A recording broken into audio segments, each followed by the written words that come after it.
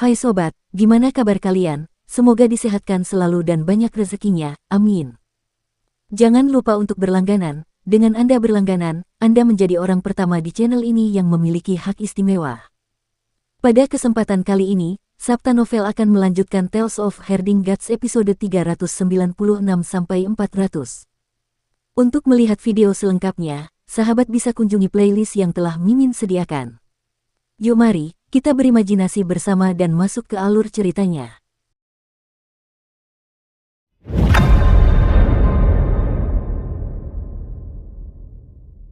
Bersembunyi di area yang tertutupi oleh Sunwell dan diserang oleh orang-orang jelas bukan gaya Kinmu. Caranya adalah dengan memanfaatkan setiap kesempatan untuk melancarkan serangan mematikan dengan serangan secepat kilat. Jagal pernah mengatakan kepadanya bahwa tidak sulit untuk melihat peluang, tetapi hanya mereka yang dapat meraihnya yang akhirnya dikenal sebagai pahlawan. Mereka yang melihat peluang tetapi bersembunyi dan tidak bergerak adalah pengecut. Banyak orang yang lebih kuat dari Bacer biasanya akan dikalahkan olehnya karena dia pemberani dan terus maju dengan gagah berani. Dia tidak pernah mempertimbangkan kehati-hatian dan hanya memanfaatkan setiap kesempatan yang ada. Kesempatan yang diambil Kinmu adalah memanfaatkan momen ketika Dewa Iblis menggunakan dirinya sendiri untuk mengirim iblis replikator tubuh ke Sunwell dan tidak dapat membebaskan diri. Itulah sebabnya dia memerintahkan kapal matahari untuk menerobos dunia yang dibentuk oleh Sunwell dan mengayunkan matahari untuk menghancurkan lawannya menjadi berkeping-keping. Terjebak di sumur matahari dan bertahan dari serangan lawan bukanlah gayanya. Ini hanya akan membuatnya mengikuti irama lawan dan terus-menerus dikepung, membiarkan lawan menyerang sesuka hatinya. Itulah sebabnya dia mengubah irama dengan menyerbu dan langsung menghancurkan pemimpinnya. Kau berjuang dengan caramu sendiri, dan aku akan berjuang dengan caraku sendiri. Jika aku menang, kau akan mati. Sesederhana itu, dan itulah inti dari keterampilan pisau jagal. Tubuh kepala penggembala matahari masih sedikit lemah. Dia melihat rantai yang bergerak di tangan Kinmu saat dia menyeret matahari yang telah dia gunakan untuk menghancurkan Dewa Iblis itu kembali. Matahari itu telah membakar sekelilingnya dan tanah telah berubah menjadi lava yang menggelegak. Tiba-tiba, sudut mata Kinmu berkedut, begitu pula dengan sudut mata kepala suku tua itu. Mereka mendengar suara retakan yang berasal dari matahari. Kinmu berkedip dan menggoyangkan rantai dengan lembut untuk mengibaskan matahari ini. Dia tidak menggunakan seluruh kekuatannya karena dia tampaknya takut merusak matahari. Kepala suku tua itu berdiri dengan gemetar, tetapi saat itu, matahari yang telah melayang kembali ke udara tiba-tiba mengeluarkan suara retakan keras lagi. Kepala suku tua itu mendongak dan melihat retakan yang mengkhawatirkan pada harta karun sukunya. Dia tidak dapat menahan energi yang meninggalkan anggota tubuhnya lagi. Tidak apa-apa, tidak apa-apa. Suara Kinmu menggelegar saat dia menghibur, tidak akan hancur. Jangan khawatir. Dewa Iblis pengganda tubuh telah hancur dalam satu serangan, tetapi masih ada banyak iblis yang menyerang kapal matahari dengan panik. Mereka terus membantai dan mengasimilasi para prajurit suku kawanan matahari. Pada saat yang sama, iblis yang tak terhitung jumlahnya saling memakan, yang lebih besar menelan yang lebih kecil, sehingga tubuh mereka akan tumbuh lebih besar dan lebih besar. Kultivasi mereka juga tumbuh lebih kuat seperti bola salju yang menggelinding. 3 iblis yang tumbuh lebih besar dan lebih besar berdiri di kapal matahari sementara iblis lainnya menyerbu ke mulut mereka, memberi mereka makan. Dewa Iblis replikator tubuh bukanlah tubuh yang sebenarnya.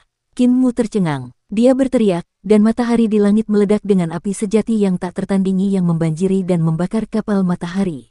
Api matahari yang sebenarnya menyala dan mengubah seluruh kapal matahari menjadi kapal suci yang menyala-nyala.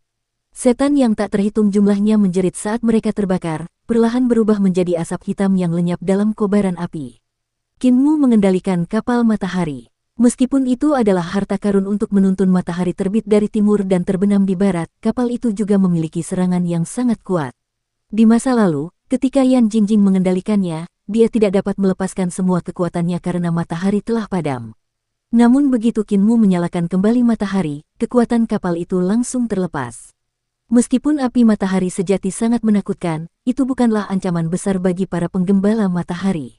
Mereka telah tinggal di kapal sejak mereka masih muda dan apa yang mereka hirup adalah ki yang murni, jadi mereka memiliki ketahanan yang sangat tinggi terhadap api sejati. Hu Ling'er, Ling Yuxiu, dan Si Yunxiang bertarung bersama dengan segerombolan naga dan naga kilin, jadi api matahari sejati tidak melewatinya. Rubah kecil yang berdiri di atas naga banjir hijau tua sangat bersemangat dan terus berteriak, tetapi dia tidak bisa berbuat banyak. Dibandingkan dengan segerombolan naga banjir, kemampuannya tidak ada apa-apanya. Kinmu membakar banyak sekali iblis pengganda tubuh, tetapi 3 iblis yang luar biasa besar itu tidak terbakar sampai mati. Sebaliknya, mereka merangkak cepat di antara api yang membara dan tiba-tiba melompat. Sayap tulang di punggung mereka mengepak saat mereka bergegas menuju Kinmu yang berada di tengah kapal. Salah satu iblis menukik ke bawah dan mengulurkan tangannya untuk mencabut tombak dewa iblis yang tertancap di aula besar. Auranya langsung meledak. "Jangan gunakan matahari," teriak kepala suku tua saat melihat Kinmu ingin mengayunkan matahari lagi. "Jika kau menghancurkannya sekali lagi, itu akan benar-benar hancur. Kami tulang-tulang tua akan menghalangi para iblis itu untukmu." Sulit. Kinmu berhenti dan mengamati sekelilingnya, mencari tubuh asli dari dewa iblis replikator tubuh. Kepala suku tua itu berteriak keras, memanggil para tetua untuk menghadapi ketiga iblis itu. Tubuh mereka sangat besar dan kekuatan mereka juga hebat. Bahkan ketika menghadapi kepala suku tua dan para tetua, mereka tidak berada dalam situasi yang tidak menguntungkan. Kepala suku tua itu mengambil sebuah lonceng perunggu, dan lonceng itu terus berdentang. Lonceng itu tidak tampak seperti harta karun dari alam fana karena lapisan-lapisan rune muncul di dindingnya. Bunyi lonceng itu terus berputar di sekitar lonceng perunggu itu dan bola-bola api berbentuk matahari berterbangan untuk membombardir musuh. Namun, tombak yang patah itu masih merupakan senjata dewa iblis sehingga dapat dengan mudah menghancurkan semua seni ilahi dari lonceng perunggu. Itu sangat kuat. Kinmu melihat sekeliling dan melihat kegelapan yang dalam dan mendalam di reruntuhan besar. Dia masih tidak tahu di mana tubuh asli dewa iblis pengganda tubuh berada. Tiba-tiba, suara langkah kaki yang berat terdengar dari kegelapan, dan tanah bergetar terus-menerus karena getarannya. Langkah kaki itu datang dari segala arah dan menjadi semakin cepat. Tiba-tiba, suara itu menghilang, lalu berubah menjadi suara sesuatu yang menerobos udara. Suaranya sangat tajam dan membuat hati Kinmu hancur. Dia melihat banyak iblis pengganda tubuh dengan tubuh besar terbang di atas kegelapan, langsung menuju kapal matahari. Itu memang bukan tubuh aslinya. Hati Kinmu tergerak sedikit, pedang riang tiba-tiba keluar dari sarungnya, melayang tanpa suara di angkasa, tanpa bergerak.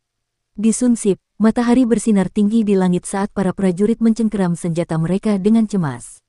Mereka melihat ke atas dan menyaksikan banyaknya setan besar yang menutupi sinar matahari saat mereka tiba di Sunsip.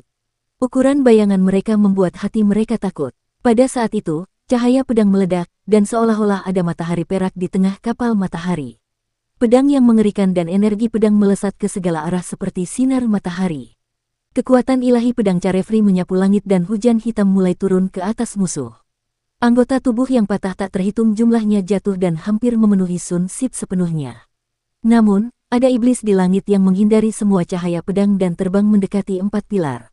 Ia melewati 2 di antaranya dan langsung menuju Kinmu. Mata besar di tengah wajah iblis itu memancarkan cahaya hitam saat menyinari wajah Kinmu. Keempat cakar itu mencengkeram dada Kinmu dan menancap dalam-dalam ke dagingnya. Cahaya hitam dari mata iblis itu menjadi semakin gelap dan semakin gelap seolah-olah akan menelan segalanya, sehingga roh dan jiwa seseorang terus-menerus jatuh meskipun sudah jatuh. Di atas kapal, semua orang berteriak kaget. Wajah kepala suku tua dan para tetua berubah drastis. Mereka buru-buru meninggalkan ketiga iblis itu dan bergegas ke Kinmu dengan panik. Namun, ketiga iblis itu segera terbang dan menunda mereka, membuat mereka sulit menyelamatkan Kinmu.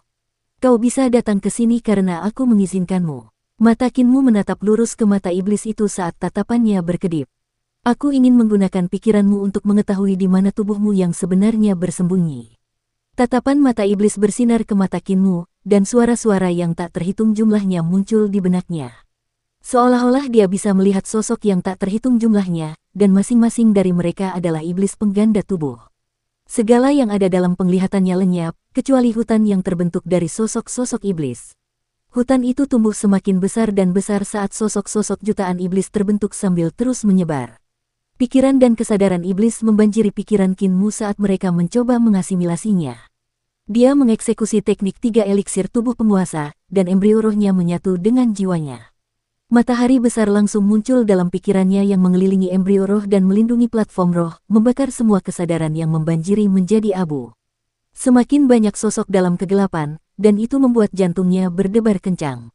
Dengan pikiran begitu banyak iblis yang berkumpul bersama, panggung rohnya hampir tenggelam. Begitu itu terjadi, tidak butuh waktu lama bagi embrio rohnya untuk diasimilasi oleh para iblis. Itulah sebabnya dia harus menemukan lokasi Dewa Iblis sebelum platform rohnya diserbu. Pada saat itu pandangannya seakan melintasi banyak pemandangan, dan ia melihat sesosok Dewa Iblis yang tengah merayap di antara gunung-gunung dan sungai-sungai. Ia berada di antara dua gunung yang dipegangnya dengan keempat anggota tubuhnya. Di antara keduanya ada sungai dan di balik pintu. Dari sana, iblis replikator tubuh mengalir keluar bagaikan banjir dan menyerbu terus-menerus. Setan-setan yang tak terhitung jumlahnya berlarian di permukaan sungai dan terbang di langit. Mereka menelan satu sama lain berulang kali untuk berubah menjadi setan-setan besar. Begitu Kinmu melihat Dewa Iblis juga melihatnya. Dia mengangkat kepalanya dan matanya yang besar dipenuhi dengan kebingungan seolah-olah dia sedang bingung.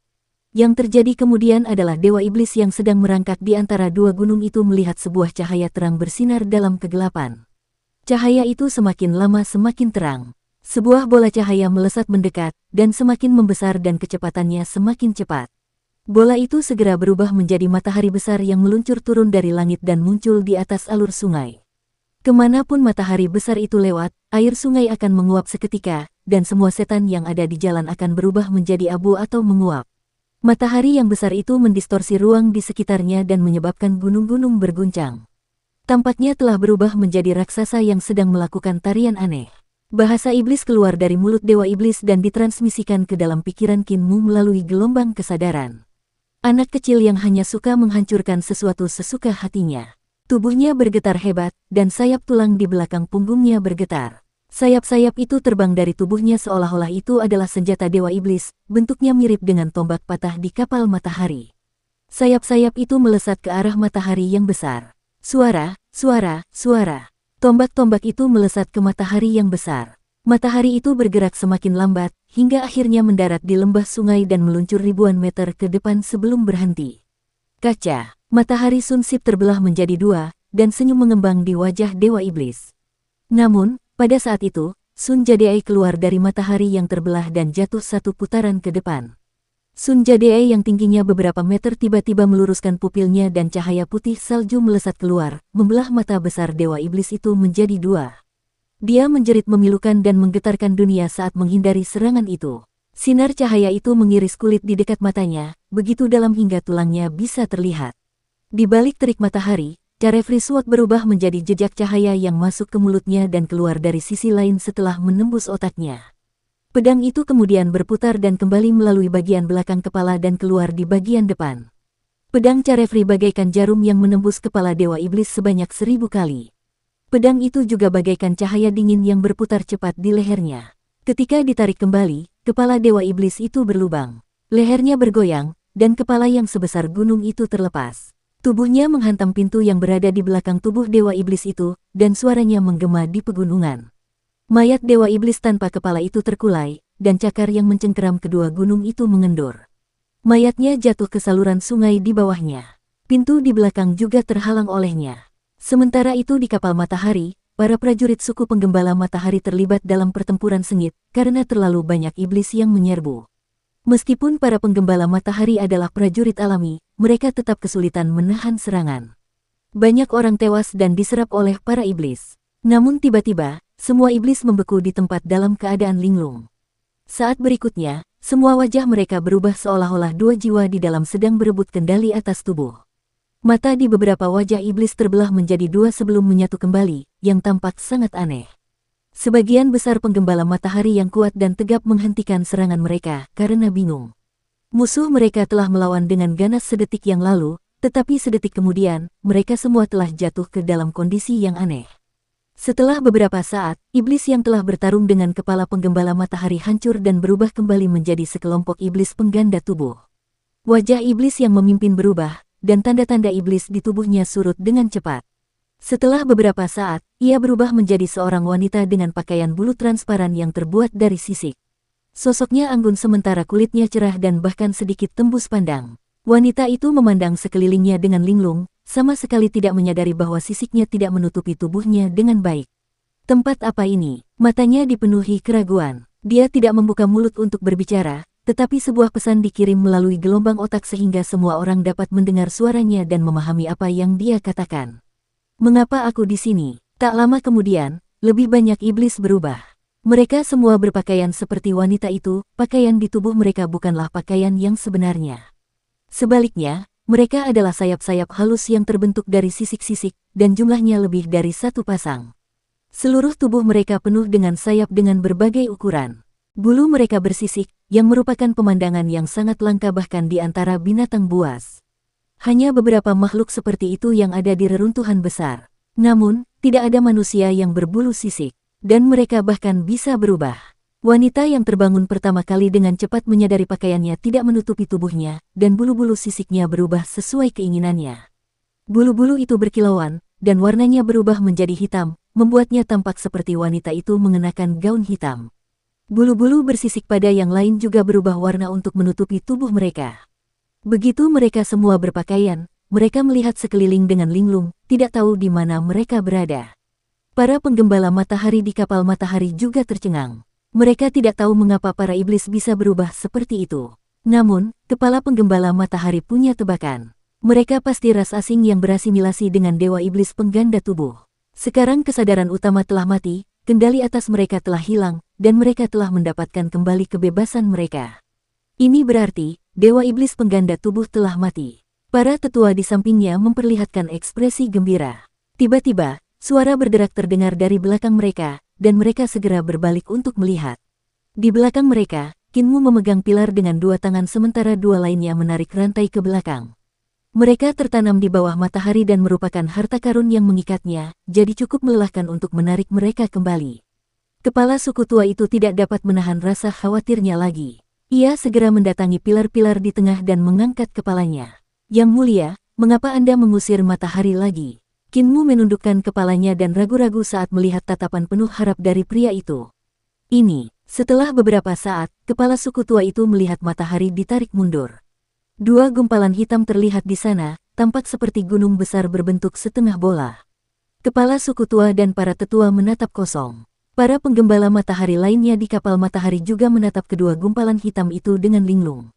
Matahari mereka tidak hanya padam, bahkan terbelah menjadi dua bagian.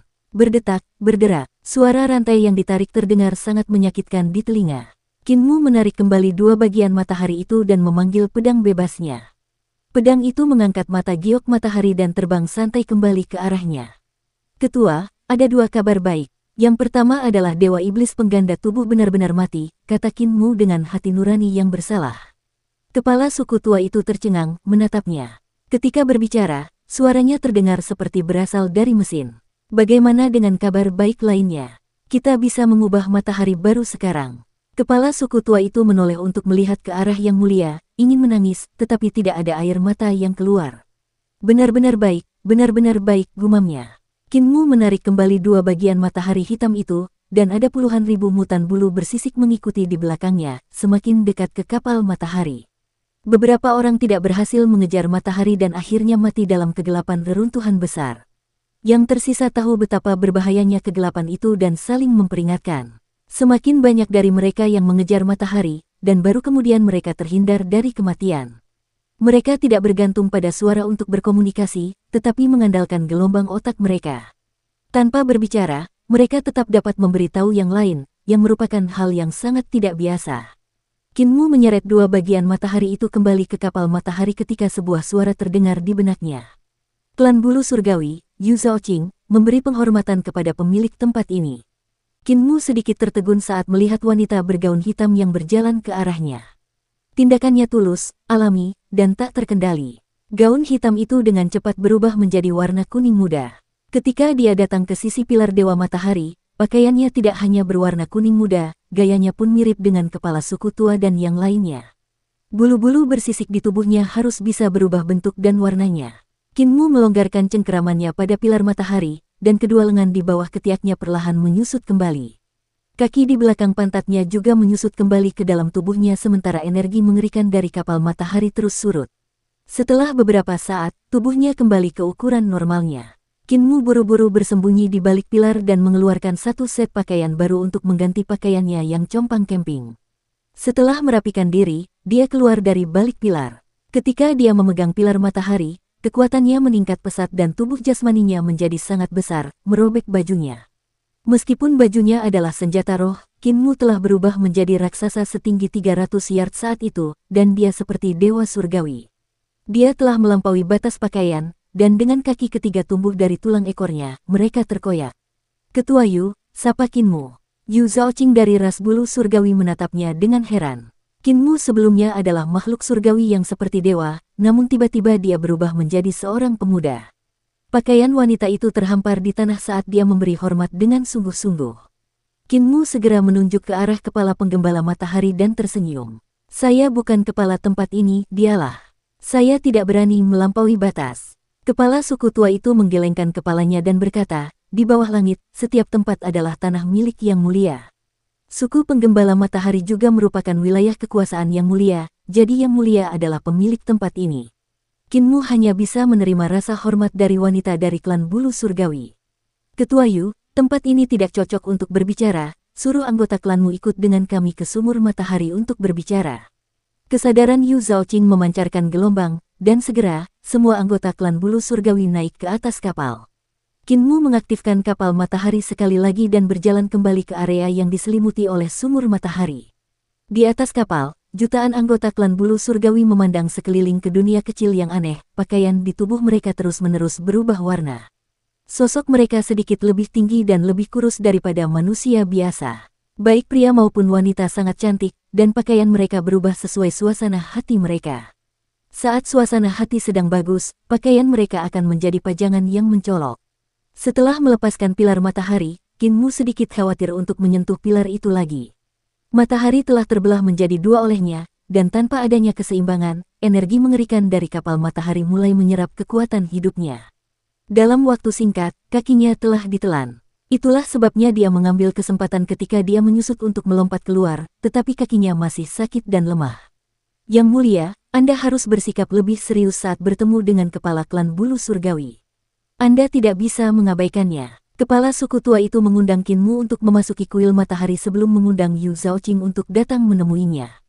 Yang mulia, di kuil matahari, Yu Zhaoqing melangkah maju dan memegang wajah Kinmu, lalu dengan lembut menyentuh dahinya dengan dahinya. Apa yang kalian lakukan? Hulinger membawa Ling Yuxiu dan Si Yunxiang ke kuil matahari ketika dia melihat pemandangan itu. Dia berteriak dengan marah, bagaimana kalian bisa berciuman? Yu Zhaoqing menatap gadis kecil yang tingginya hampir mencapai pahanya itu dengan rasa ingin tahu. Dia membungkuk dan menggenggam pipi Hulinger sebelum menyentuh dahinya dengan dahinya sendiri dengan lembut. Hulinger langsung merasakan sesuatu muncul di benaknya. Itu adalah bahasa klan bulu surgawi. Pada saat yang sama, dia juga merasa bahwa Yu Zhaoqing telah menggunakannya untuk menukar bahasa dunianya. Hulinger pun tersadar. Oh, jadi ini bukan ciuman, kupikir kau memanfaatkan tuanku. Yu Zhaoqing tersenyum dan membungkuk untuk mencium bibirnya. Hulinger langsung tersipu dan hatinya menjadi gelisah. Dia bergoyang seolah-olah dia mabuk dan berkata dengan malu, ciuman juga tidak ada apa-apanya. Yu Zhaoqing berjalan mendekati Ling Yuxiu, dan hatinya menjadi gelisah saat dia melihat ke bawah ke dadanya. Namun, Yu Zhaoqing hanya menyentuh dahinya dan tidak menciumnya. Begitu dia menyadarinya, dia menghela napas lega. Si Yunxiang juga menyentuh dahinya dan tersenyum. Jadi ini pertukaran bahasa, apakah ini hadiah dari klan bulu surgawi? Atau apakah ini seni ilahi? Ini adalah hadiah. Yu Zhaoqing membuka mulutnya dan berbicara dalam bahasa mereka. Meskipun masih belum sebagus penutur asli, dia semakin membaik saat berbicara. Yang mulia membunuh dewa iblis pengganda tubuh dan membebaskan anggota klan kami. Kami dari klan bulu surgawi tidak dapat mengungkapkan rasa terima kasih yang kami rasakan. Kinmu menggelengkan kepalanya dan berkata, aku tidak melakukannya untuk menyelamatkan kalian semua, hanya untuk melindungi diriku sendiri, jadi tidak perlu berterima kasih padaku. Apakah klan bulu surgawi kalian juga tinggal di reruntuhan besar? Kita tidak berada di sini, tetapi di dunia lain, kata Yu Zhaoqing. Dunia tempat kita berasal telah direbut oleh dewa iblis pengganda tubuh dan hampir semua anggota klan kita telah ditelan olehnya. Beruntung bagi kita, Yang Mulia menyelamatkan kita dari kehancuran. Meskipun Yang Mulia tidak memaksa kita untuk membalas budi, kita tidak bisa begitu saja tidak melakukannya. Dunia tempat kalian semua berasal seharusnya adalah dunia di balik mayat dewa iblis, kan? Mengapa itu terkait dengan reruntuhan besar? Kinmu bertanya dengan rasa ingin tahu. Sekitar 20.000 tahun yang lalu, dunia kita bertabrakan dengan dunia lain, dan ruang di antara keduanya saling tumpang tindih. Kita akan melihatnya di atas kepala kita pada tengah malam, dan itu adalah pemandangan yang menakjubkan, kata Yu Zhaoqing. Kaisar dunia itu mengirim dewa dan memerintahkan klan bulu surgawi kita untuk menyerah dan berbakti kepadanya. Baru setelah itu kami mengetahui bahwa dunia lain yang kami lihat disebut kekaisaran kaisar pendiri. Namun, suatu hari, terjadi perubahan yang tidak normal di sana dan berubah menjadi reruntuhan besar. Dunia bulu surgawi kita juga menderita. Saat malam tiba, langit kita tidak lagi berbintang. Sebaliknya, langit ditutupi dengan kegelapan yang paling gelap. Beberapa waktu kemudian, Dewa Iblis pengganda tubuh menyerbu dunia kita. Qinmu sedang linglung. Dunia bulu surgawi telah bertabrakan dan tumpang tindih dengan dunia tempat reruntuhan besar berada, sehingga langit dunia bulu surgawi menjadi reruntuhan besar. Pemandangan yang tidak biasa untuk dilihat. Sayang sekali dia mungkin tidak bisa melihatnya lagi. Heavenly Featherwalk dulunya berada di bawah kekaisaran kaisar pendiri kuno, tetapi karena mengalami musibah, mereka yang berada di bawahnya kehilangan semua perlindungan. Karena itu, Dewa Iblis dapat menemukan Heavenly Featherwalk dan mengasimilasi semua orang di dalamnya. Bencana kaisar pendiri telah terjadi 20.000 tahun yang lalu. Pada saat itu juga berubah menjadi reruntuhan besar. Wilayah kekaisaran kaisar pendiri tidak hanya di reruntuhan besar, bahkan ada dunia lain. Dia tidak dapat menahan diri untuk tidak tenggelam dalam pikiran-pikiran liar dan penuh khayalan.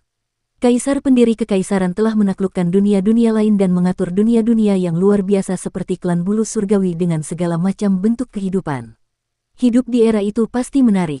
Saya mendengar bahwa tempat ini dikenal sebagai surga surgawi, kata Yu Zhaoqing.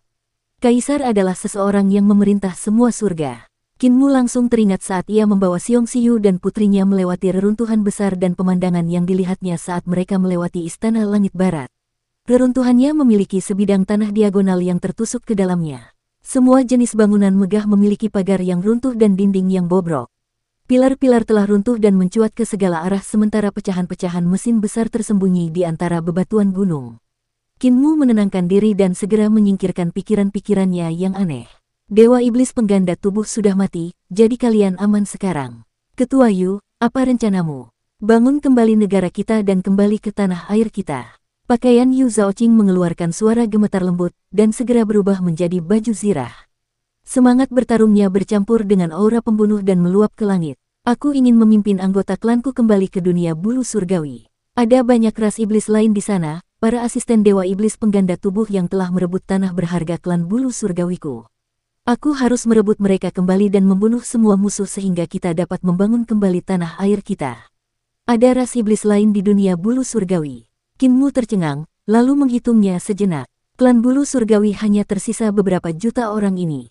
Apakah kamu memiliki kekuatan untuk merebut kembali dunia bulu surgawi? Yu Zhaoqing penuh percaya diri. Karena kematian Dewa Iblis pengganda tubuh, anggota klan lainnya juga seharusnya sudah kembali sadar. Kami, klan bulu surgawi, mengandalkan gelombang otak untuk berkomunikasi satu sama lain.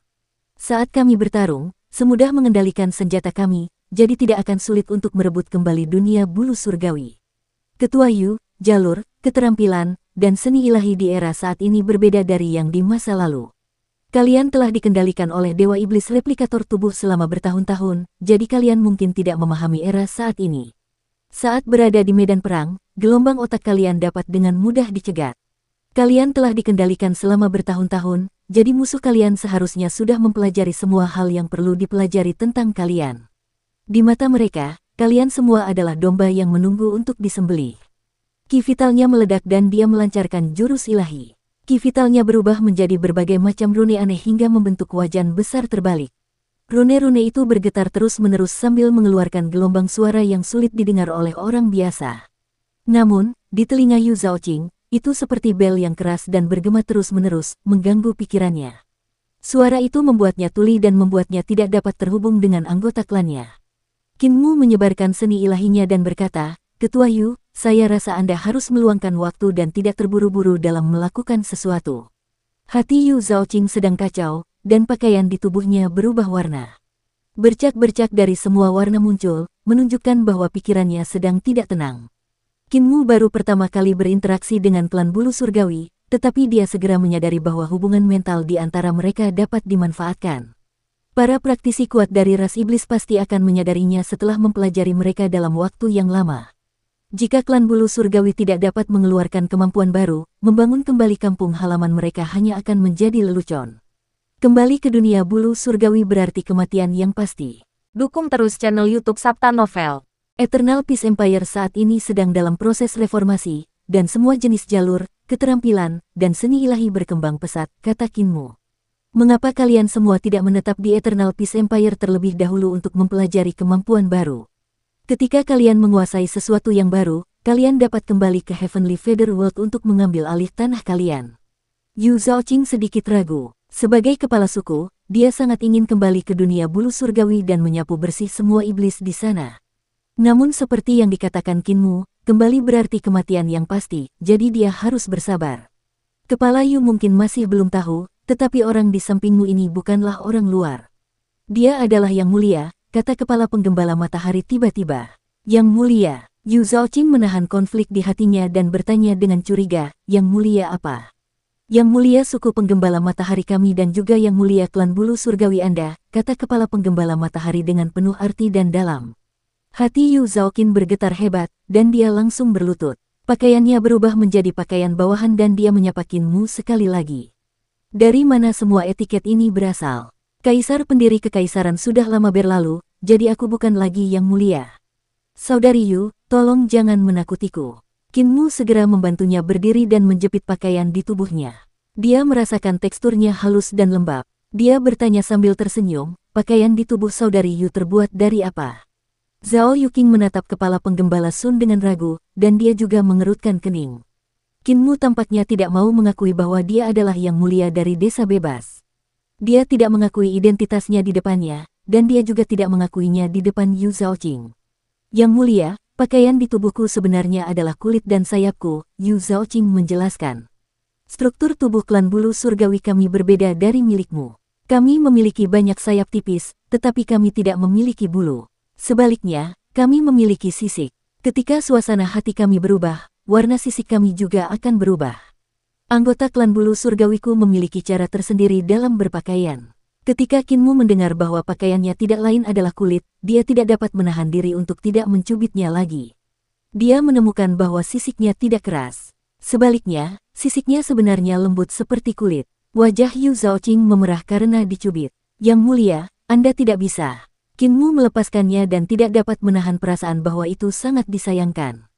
Dia ingin meminta beberapa pasang pakaian seperti itu kepada Yu Zhaoqing. Namun, orang-orangnya menumbuhkannya di tubuh mereka sebagai bagian dari itu, jadi pakaian itu tidak dapat dilepas, dan dia hanya dapat melupakan pikiran itu. Si Yunxiang, Lin Yuxiu, dan Hu Ling'er datang dan menyentuh pakaian di tubuh wanita itu sambil mendecakkan lidah mereka dengan heran. Saat mereka melakukannya, wajah Yu Zhaoqing menjadi semakin merah. Dia tidak ingin membiarkan mereka menyentuhnya, tetapi dia terlalu malu untuk menolaknya.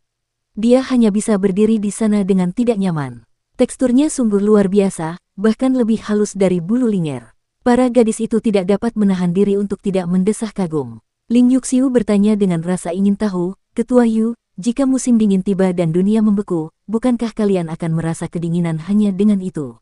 Yu Zhaoqing menggelengkan kepalanya dan berkata, 4 musim di dunia bulu surgawi kita semuanya hangat dan nyaman, tidak ada cuaca dingin. Selain itu, jika cuaca menjadi dingin, sisik kita dapat digelembungkan dengan udara agar tetap hangat. Coba lihat. Sementara dia berkata demikian, pakaian di tubuhnya menjadi tebal dan mengembang, tetapi desainnya masih sangat enak dipandang. Semua orang berseru tak henti-hentinya karena kagum. Kepala penggembala matahari berdiri di samping, tidak tahu apakah harus tertawa atau menangis. Mereka datang ke kuil matahari untuk membahas masalah penting klan mereka, tetapi pertemuan itu malah menjadi ajang untuk mengagumi pakaian. Setelah keributan itu, Kinmu berkata, Ketua Yu, kau bisa membawa anggota klanmu untuk tinggal di reruntuhan besar atau mengikutiku ke kekaisaran perdamaian abadi. Ketika waktunya tiba, kau bisa memimpin pasukanmu kembali ke dunia bulu surgawi. Bagaimana menurutmu? Yu Zhaoqing memikirkannya sejenak. Yang Mulia, mohon tunggu sebentar, biarkan saya berdiskusi dengan anggota klan saya sebelum mengambil keputusan. Kinmu mengangguk dan Yu Zhaoqing pergi untuk melakukan apa yang dikatakannya. Ketua, mari kita pergi dan melihat matahari yang terbelah itu. Kinmu bangkit dan datang bersama semua orang ke pusat dua bagian matahari.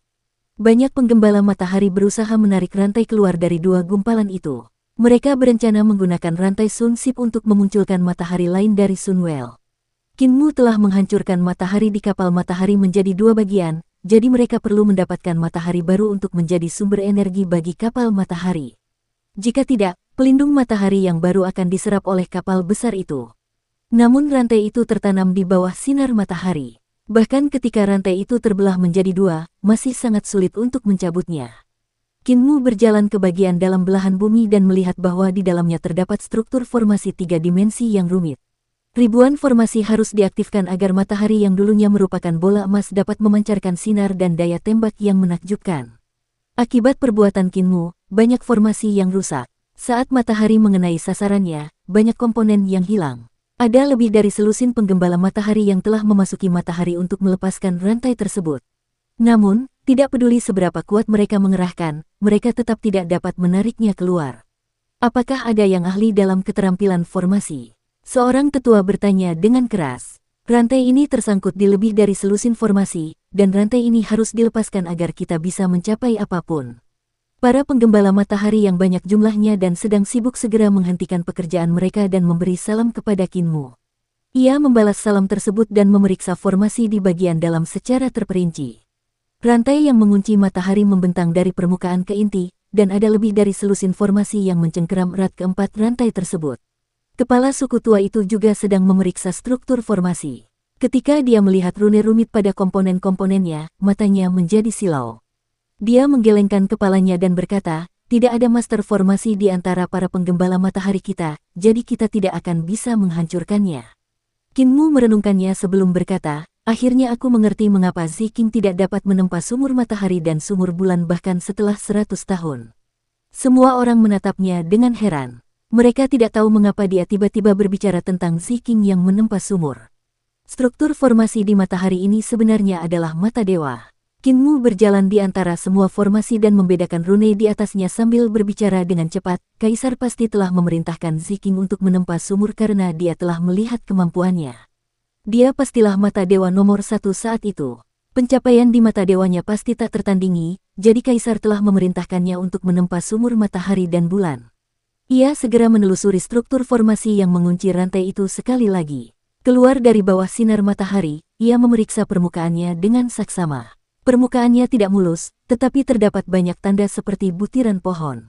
Alasan mengapa Ziking tidak melakukan apapun selama 100 tahun adalah karena dia telah menyadari bahwa untuk menempa sumur matahari dan bulan, dia perlu menggunakan mata dewanya sebagai pengorbanan.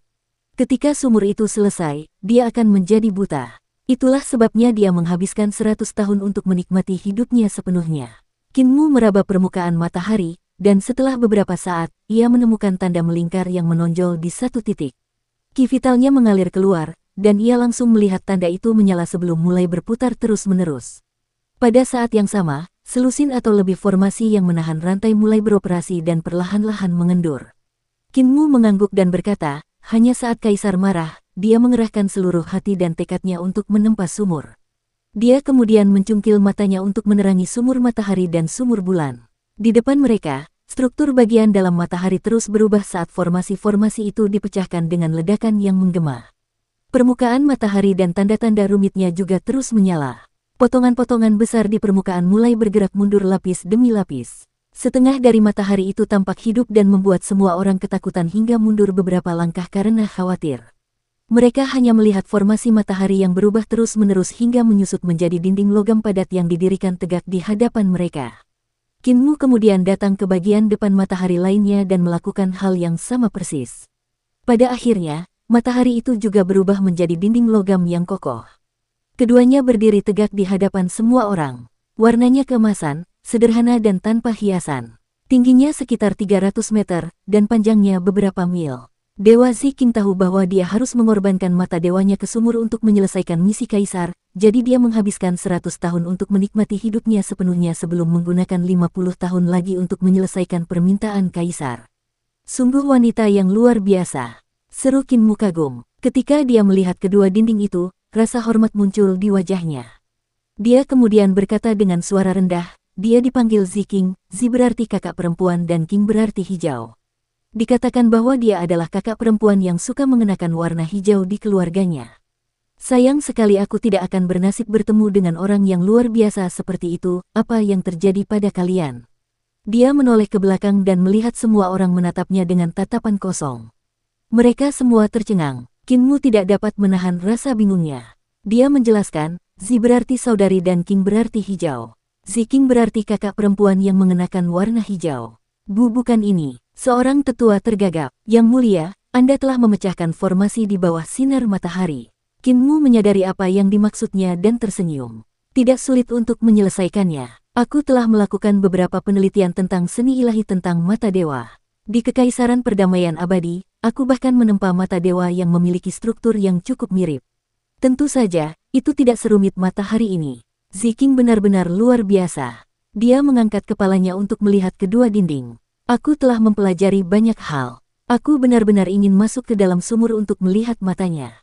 Mengenai mata dewa, Kinmu telah melihat banyak hal dan familiar dengan strukturnya. Dia telah mempelajari keterampilan kebangkitan mata 9 surga milik Blind dan bahkan menempa meriam Dewa Sunsot serta memperoleh mata giok matahari dan mata giok bulan.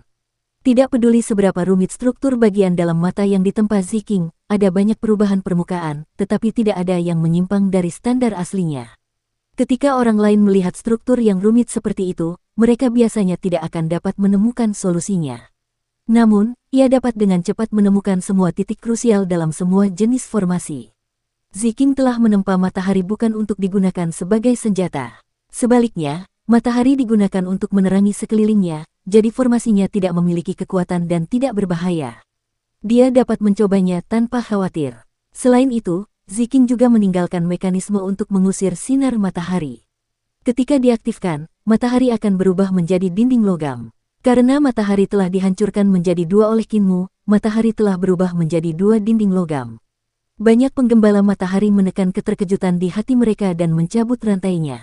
Tanpa Kail, bagaimana kita bisa memancing matahari lagi dari Sunwell? Semua orang memandang Kinmu dengan penuh harapan. Kepala suku tua itu segera menggelengkan kepalanya. Kultivasi yang mulia tidak cukup tinggi. Dia tidak bisa masuk jauh ke dalam sumur matahari dan memunculkan matahari. Suhu di sumur matahari sangat tinggi, sampai-sampai apapun yang ditempa oleh para penggembala matahari akan meleleh setelah diturunkan ke dalamnya. Akan lebih buruk lagi bagi Kinmu yang hanya seorang praktisi seni dewa dari alam 6 arah. Kinmu tersenyum dan berkata, Ketua, apakah Anda lupa? Setelah menjadi pelindung matahari, saya dapat mengendalikan energi kapal matahari, jadi bukankah saya akan memiliki kekuatan sihir dewa surgawi dengan cara itu? Selama saya dapat memancing matahari keluar, saya akan dapat membebaskan diri dan tidak perlu takut ditelan oleh kapal matahari. Bagaimana kalau kau tidak bisa membawanya, kata kepala suku tua itu dengan ragu-ragu. Tidak ada pertanyaan bagaimana jika. Karena akulah yang menghancurkan mataharimu, akulah yang harus mendapatkan matahari lainnya. Kinmu segera mengambil keputusan dan mengulurkan tangannya untuk meraih pilar. Saat tubuhnya membesar, dia teringat sesuatu dan menyampaikan suaranya kepada kepala suku tua itu. Kepala suku, bantu aku menyiapkan satu set pakaian. Semua pakaian cadanganku sudah habis. Kepala suku tua itu tidak tahu apakah harus tertawa atau menangis. Setiap kali Kinmu berubah menjadi pelindung matahari, ia akan merobek pakaiannya dan harus menggantinya dengan pakaian cadangan. Semua pakaian cadangannya telah habis, ia mengenakan pakaian terakhir. Setelah memancing matahari, jika dia tidak punya baju baru, pantatnya pasti akan telanjang. Itu karena bentuk lengkap pelindung matahari memiliki kaki ketiga yang tumbuh dari pantat yang akan merobek celana. Ambilkan sutra emas muda yang surgawi kita, tenun menjadi kain untuk membuat satu set pakaian untuk yang mulia. Setelah mengatakan itu, kepala suku tua itu tiba-tiba teringat sesuatu dan buru-buru menambahkan, undang kepala suku Yu dari klan bulu surgawi. Biarkan dia menjahit kain untuk yang mulia dan pastikan kainnya pas dan bermartabat. Beberapa penggembala matahari segera berangkat untuk melaksanakan tugas. Kinmu mengendalikan kapal matahari dan kedua belas kakinya melangkah lebar menuju sumur matahari. Kapal matahari tidak memiliki matahari, jadi kapal itu mulai menyerap kekuatan hidupnya, menyebabkan tubuhnya perlahan-lahan tenggelam semakin dalam ke geladak. Dia perlahan-lahan menyatu dengan kapal. Kecepatan habisnya itu berkali-kali lipat lebih cepat jika dibandingkan dengan waktu matahari baru saja padam. Dia harus segera memancing matahari. Jika waktu ditunda, keadaan akan semakin berbahaya. Di samping Sunwell, kekuatan sihir Kinmu yang dahsyat menyapu rantai-rantai di dalamnya. Rantai-rantai itu seperti naga hitam yang merayap maju ke inti galaksi lain. Tempat itu tak lain adalah sumur matahari, sebuah jurang melingkar yang memiliki matahari yang tak terhitung jumlahnya yang seperti bola-bola cahaya. Sementara itu, di luar sumur, bintang-bintang bersinar. Mereka memiliki berbagai bentuk dan warna saat mereka membentuk bima sakti yang berputar di sekitar dua sumur, beredar terus-menerus. Meskipun rantai kapal matahari tebal, rantai itu seperti beberapa helai benang tipis jika dibandingkan dengan sumur matahari, jadi pemandangannya memang seperti mereka sedang memancing. Kinmu, yang berada di atas sumur, tampak seperti seorang nelayan sungguhan. Rantai itu masuk ke dalam sumur matahari dan telapak tangan Kinmu bergetar. Dia sedikit mengernyit. Rantai itu telah masuk sejauh yang mereka bisa, tetapi mereka masih belum mencapai matahari. Ketua, perintahkan semua orang untuk meninggalkan kapal. Teriak Kinmu dengan keras. Kepala kawanan matahari segera menyampaikan kata-katanya, dan semua orang di kapal itu pun bergegas. Tepat setelah itu, mereka melihat kapal matahari membuka kedua belas kakinya dan berjalan menuju pilar cahaya sumur matahari. Kapal besar itu miring ke depan dan berjalan ke dalam sumur. Di tengah empat pilar, tubuh raksasa Kinmu yang seperti dewa surgawi bergetar karena perjalanan yang agak bergelombang. Dia membawa kapal yang sangat besar itu memasuki Laut Bintang. Yang mulia, kapal matahari telah menelan paha Anda. Teriak kepala suku tua itu. Jangan tinggal terlalu lama atau Anda akan ditelan oleh kapal matahari. Di Constellation Sea, sebuah kapal besar berjalan lurus menuruni pilar cahaya. Di haluannya, ada raksasa yang memegang rantai untuk mencapai jurang di bawahnya. Di sekelilingnya ada bintang-bintang dengan warna berbeda yang berputar terus-menerus. Di dalam jurang, matahari yang besar memancarkan sinar yang menyilaukan sehingga membuat orang sulit membuka mata. Wajah dan dada Kinmu memerah karena panas yang menyengat seolah-olah dia akan meleleh. Skill kebangkitan mata 9 surga telah diaktifkan sehingga dia dapat menahan sinar yang kuat untuk melihat segala sesuatu di dalam sumur. Kapal matahari semakin mendekati jurang sambil semakin membara, namun untungnya, kapal itu telah ditempa oleh dewa-dewa kuno sehingga tidak dapat dilebur dengan mudah. Akhirnya, Kinmu melihat rantai itu menyentuh salah satu matahari. Baru saat itulah dia menghela napas lega. Pada saat itu, dia menyadari bahwa Sun Sip telah menelan pinggangnya. Sial. Tanpa matahari sebagai sumber energi, kecepatan penyerapannya terlalu cepat. Kinmu menenangkan diri dan menggertakkan giginya. Dengan keempat rantai sebagai tangannya, dia dengan lembut menyentuh permukaan matahari dan menemukan di mana mekanisme itu berada. Tubuhnya tenggelam sedikit demi sedikit ke dalam kapal, dan tak lama kemudian, kapal itu melewati pinggangnya. Tanpa matahari, memanfaatkan energi kapal matahari akan menyebabkannya menderita kerugian. Kecepatannya melampaui harapan Kinmu. Bukan penanda formasi ini, bukan ini juga. Bahkan jika dia telah mengaktifkan 9 surga di matanya, dia masih tidak dapat melihat tanda-tanda di permukaan matahari. Dia hanya dapat mengandalkan 4 rantai untuk menyentuh dan membedakannya. Keempat rantai itu seperti 4 naga besar yang bergerak perlahan. Kekuatan sihirnya bocor keluar dari rantai itu untuk membentuk benang ki vital yang ia gunakan untuk membedakan struktur tanda-tanda di permukaan matahari. Bukan ini juga. Tubuhnya telah ditelan hingga ke leher, namun Kinmu masih belum menemukan lokasi mekanismenya. Keringat dingin terbentuk di dahinya, tetapi sebelum sempat mengalir keluar dari pori-porinya, keringat itu menguap. Kemudian berubah menjadi udara panas yang melayang di sekelilingnya. Sun Sip menelan Kinmu hingga ke leher, dan dia mengangkat kepalanya agar mulutnya tetap berada di luar. Dia berusaha sekuat tenaga untuk menggerakkan Sun Sip agar deknya menghadap ke Sunwell. Mata Kinmu menatapnya tajam sementara tubuhnya terus tenggelam ke bawah, menutupi mulutnya. Hidungnya pun akan ditutup. Pada akhirnya, bahkan matanya hampir terbenam ke dalam Sun Sip. Pangkal hidungnya perlahan tertutup. Saat matanya hampir hilang juga, dia melihat sebuah mata di bawah sinar matahari. Kinmu sedikit tertegun. Mata Dewa Ziking. Mata itu berkilau seperti matahari, dan seolah-olah sedang menatapnya. Hal itu membuat Kinmu merasakan sesuatu yang aneh. Ketika mata itu menatapnya, dia langsung merasakan lapisan formasi muncul di matanya. Perasaan itu tidak bertahan lama, karena Sun Sip telah menenggelamkan matanya. Ketemu, kesadaran Kinmu bergetar, dan dia merasakan sentuhan abnormal yang berasal dari ki vitalnya sendiri. Dia segera mengumpulkan semua kekuatan sihirnya, dan ki vital yang agung membanjiri keempat rantai untuk menyerbu mekanisme di permukaan matahari. Dia hanya bisa mendengar suara engkol saat formasi di permukaan matahari diaktifkan. Keempat rantai menembus, dipimpin oleh formasi. Di kapal matahari, Kinmu langsung merasakan kekuatan tak terbatas yang datang dari matahari yang membanjiri. Pada saat itu, kapal matahari telah menelannya sepenuhnya, sampai-sampai hanya ujung hidungnya yang terlihat. Suara mendesing. Keempat rantai itu menarik matahari keluar dari sumur, lalu matahari itu melayang ke angkasa, menarik rantai itu dengan kencang. Di luar Sunwell, kepala suku tua itu menatap pilar cahaya dengan gugup. Sudah terlalu banyak waktu berlalu, terlalu banyak. Yang Mulia mungkin tidak akan mampu bertahan, lebih lama lagi, dia tidak akan bisa melarikan diri dari Sun Sip.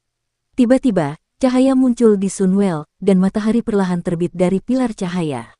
Semua orang terpaksa mundur saat gelombang panas menyapu mereka ke segala arah. Setelah itu, tubuh besar Sun Sip keluar dari sumur dengan kedua belas kakinya perlahan mendarat di tanah. Berdebar, badan kapal tenggelam, dan daratan berguncang, menyebabkan lava mengalir ke banyak kanal. Sun Sip cukup stabil, kepala suku tua itu bergegas terbang dan menyerbu ke tengah empat pilar. Dia melihat Qin Mu terbaring telanjang di sana, tak bergerak. Terlalu banyak kekuatan hidupnya telah diambil oleh Sun Sip. Meskipun ia menangkap matahari dan diselamatkan, kekuatan hidupnya tidak dapat diambil kembali. Minggir, semuanya minggir. Hulinger berlari cepat, kakinya melepuh karena tanah yang panas hingga mengeluarkan asap hijau. Aku punya obat di sini. Kepala suku tua dan yang lainnya membuka jalan, dan Hulinger terbang ke Qin Mu. Dia tidak peduli bahwa kakinya melepuh karena panas. Dengan tergesa-gesa, dia memasukkan pil roh yang dibuat Qin Mu untuk Yan Jingjing ke dalam mulutnya. Dia menggunakan ki vitalnya untuk mengarahkan pil-pil itu ke perutnya dan mengkatalisasi energi obat. Setelah selesai, Qin Mu perlahan terbangun, merasa tubuhnya sangat lemah. Dia bahkan tidak punya tenaga untuk membuka matanya dan hanya bisa terengah-engah. Hulinger menghela napas lega dan baru kemudian merasakan kakinya sakit. Dia segera melompat ke kepala-kepala suku tua itu, matanya berkaca-kaca karena rasa sakit. Kepala suku tua itu buru-buru mengangkat Qin Mu sambil berteriak, cepat, ke danau. Setelah beberapa saat, di pulau kecil di tengah kapal matahari, Qin Mu ditempatkan di sumber air panas yang berada di jantung pulau. Di sampingnya ada seorang gadis kecil yang lemah juga sedang berendam di air tersebut. Adik kecil yang menggembalakan sapi. Gadis lemah itu tersenyum lemah. Hulinger duduk di kepala-kepala suku tua itu, tidak berani membiarkan kakinya menyentuh tanah, jadi dia meminta dengan berani dan percaya diri untuk berendam di sumber air panas juga. Kakiku juga terluka. Kepala suku tua itu tidak berdaya dan hanya bisa menempatkannya di sumber air panas.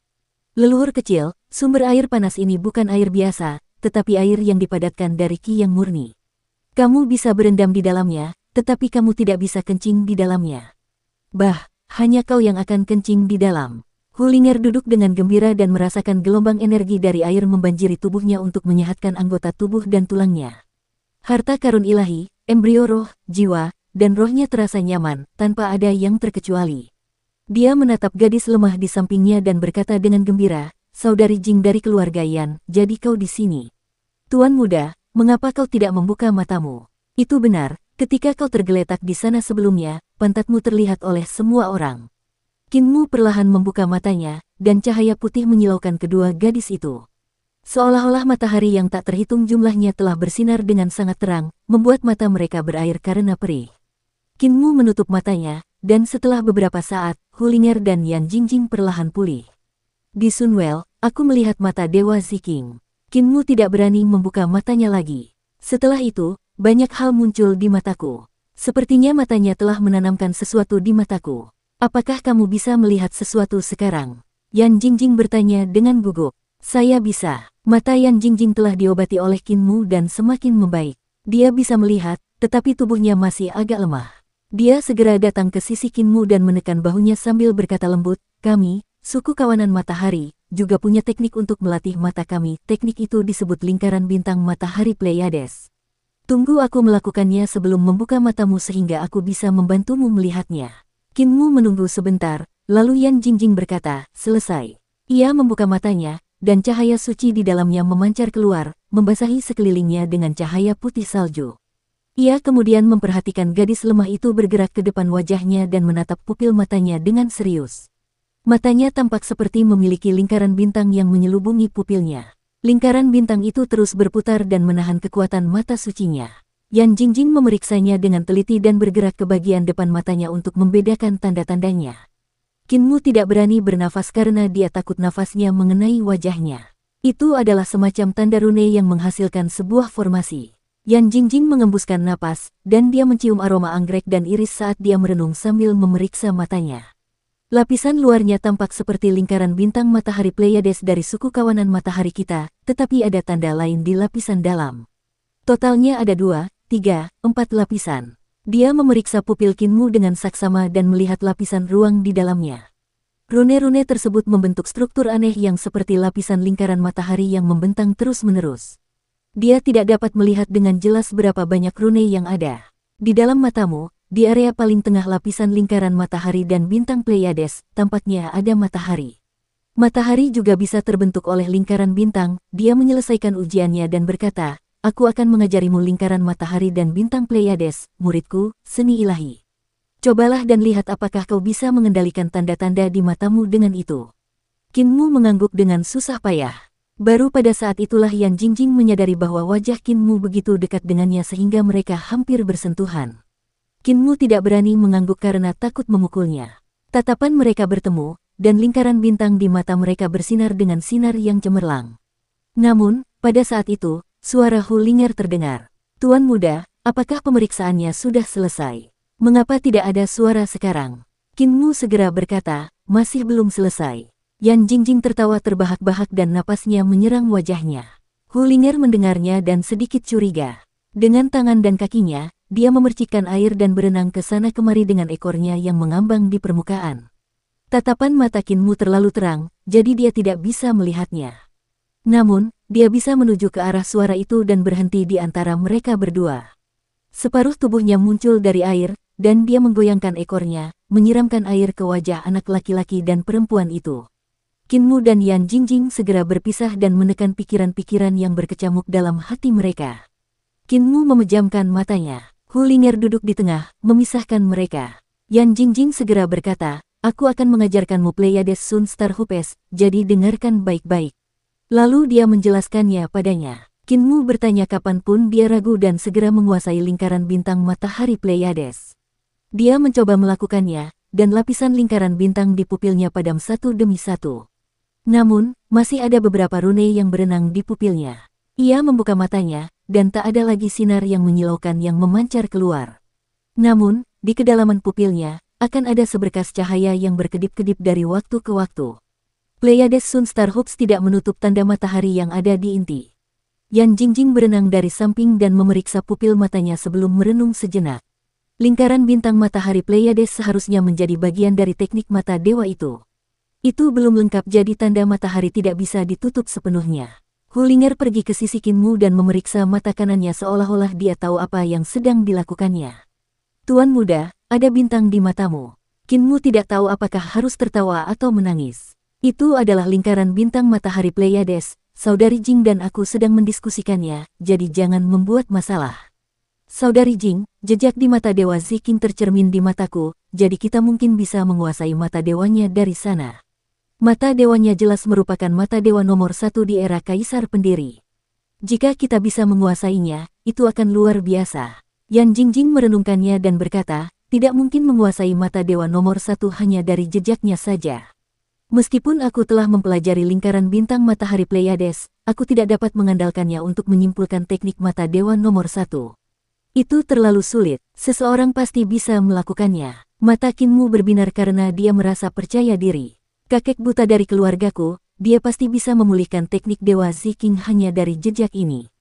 "Kakek buta?" Yan Jingjing bertanya dengan rasa ingin tahu. Bukankah dia orang yang matanya tidak bisa melihat lagi? Kinmu sangat yakin dengan kemampuan blind.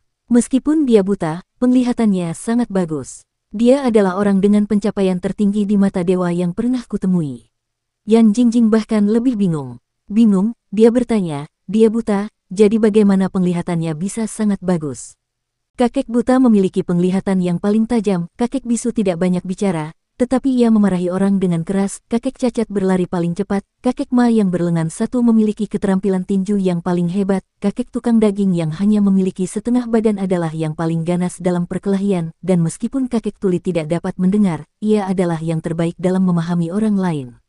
Kinmu tersenyum. Ada juga nenek si yang paling cantik. Kakek apoteker yang paling imut yang nomor 1 dalam menyembuhkan dan meracuni orang lain. Namun, yang paling kuat dari semuanya tetaplah kepala desa yang tidak memiliki lengan atau kaki. Keterampilan pedangnya adalah yang terbaik di dunia ini. Yan Jingjing tampak bingung, lalu berkata dengan penuh semangat, aku ingin keluar dan melihat-lihat. Jika penyakitmu sudah sembuh, aku akan membawamu keluar. Kata Qin Mu, sebentar lagi tahun baru, kurasa kita akan makan di rumah nenek kali ini. Apa kau mau pergi bersama? Tentu, Yan Jingjing sangat gembira, tetapi wajahnya segera menjadi kusam. Dia menggelengkan kepalanya dan berkata, aku harus tetap tinggal di suku, tidak boleh ada yang menjaga Sun Sip. Jika iblis datang lagi, Qin Mu tersenyum dan berkata, tidak apa-apa, aku telah menangkap matahari baru dan membunuh dewa iblis pengganda tubuh, jadi seharusnya tidak ada serangan musuh untuk sementara waktu. Aku akan mengirimmu kembali setelah tahun baru. Yan Jingjing merasa senang sekaligus gugup. Aku belum pernah meninggalkan sukuku dan pergi sendirian sebelumnya. Dengan aku di dekatmu, kamu bisa merasa tenang. Hulinger tidak bisa ikut bicara, jadi dia hanya bisa menggerutu dalam hati. Setelah beberapa saat, beberapa wanita penggembala matahari berjalan mendekat dan meletakkan setumpuk pakaian sambil berkata dengan hormat, Yang mulia, pakaian baru sudah jadi. Qin Mu berdiri dan tiba-tiba merasakan hawa dingin di pantatnya. Dia buru-buru duduk kembali dan berkata, Linger, Sister Jing, berbaliklah, aku ingin mengganti pakaianku. Yan Jingjing dan Hulinger mendengarkan dan berbalik, jadi dia segera keluar dari kolam. Hulinger menoleh untuk mengintip, tetapi Yan Jingjing segera berkata, jangan mengintip. Saya sedang melihat apakah Tuan Muda punya ekor, bisiknya kembali. Apakah kamu melihat ekornya? Yan Jingjing bertanya dengan rasa ingin tahu. Tidak, pantatnya telanjang. Suara Hulinger terdengar kecewa. Qin Mu mengenakan pakaian itu dan melihat bahwa warnanya biru langit. Bagian atas gaun itu disulam dengan gambar matahari dan bulan, sedangkan bagian bawah gaun itu disulam dengan gambar naga dan burung phoenix. Gaya dan jahitannya sangat pas. Ada beberapa bagian yang terlihat mewah, tetapi tidak terlalu mencolok. Gaun itu sederhana, elegan, dan tertutup. Pakaian ini tidak buruk. Qin Mu tercengang melihat betapa nyamannya perasaannya. Ketika ia mencoba melakukan teknik Raja Sembilan Naga, otot-ototnya mengembang seperti naga, pakaiannya juga membesar. Pakaiannya masih sangat pas, benar-benar dibuat dengan baik. Qin Mu terkejut sekaligus gembira. Ia dapat merasakan aliran ki vital yang mengalir melalui tubuhnya bergerak bersama pakaiannya, seolah-olah itu adalah kulitnya. Selain itu, pakaiannya dapat secara otomatis menyesuaikan diri dengan perubahan apapun. Itu adalah hasil kerja klan bulu surgawi. Qin Mu tersenyum dan berkata, jika klan bulu surgawi mencapai kedamaian abadi, mereka akan mampu bertahan hidup dengan mengandalkan keterampilan menjahit mereka. Dia melompat kembali ke kolam untuk berendam. Meskipun pakaiannya masuk ke dalam air, pakaiannya tidak basah. Ketika dia keluar dari air, pakaiannya masih kering. Hal ini membuat Qin Mu berdecak kagum. Air kolam itu dikondensasikan dari ki yang murni dan dengan berendam di dalamnya, ia dapat mengisi kembali tenaga hidup yang telah habis. Yan Jingjing adalah tubuh yang murni, jadi itu memiliki pengaruh yang paling besar padanya. Qin Mu juga dapat menyerap ki yang murni di air kolam dengan menjalankan teknik 3 eliksir tubuh penguasa. Ia tidak hanya merasakan tenaga hidupnya terus pulih, kultivasinya juga meningkat. Ki vitalnya juga menjadi lebih murni. Mereka berdua berendam di air selama beberapa hari, dan tubuh mereka sebagian besar telah pulih. Cedera Hulinger sudah lama sembuh, tetapi dia masih bertahan, tidak ingin pergi, jadi Qin Mu menggunakan waktu itu untuk mengajarinya seni, jalan, dan keterampilan ilahi serta cara menggunakan pedang. Dia juga bertukar petunjuk dengan Yan Jingjing tentang pengetahuan tentang mata dewa, jadi beberapa hari berlalu dengan cepat. Meskipun kekuatan hidup Yan Jingjing telah pulih, dia masih sangat lemah.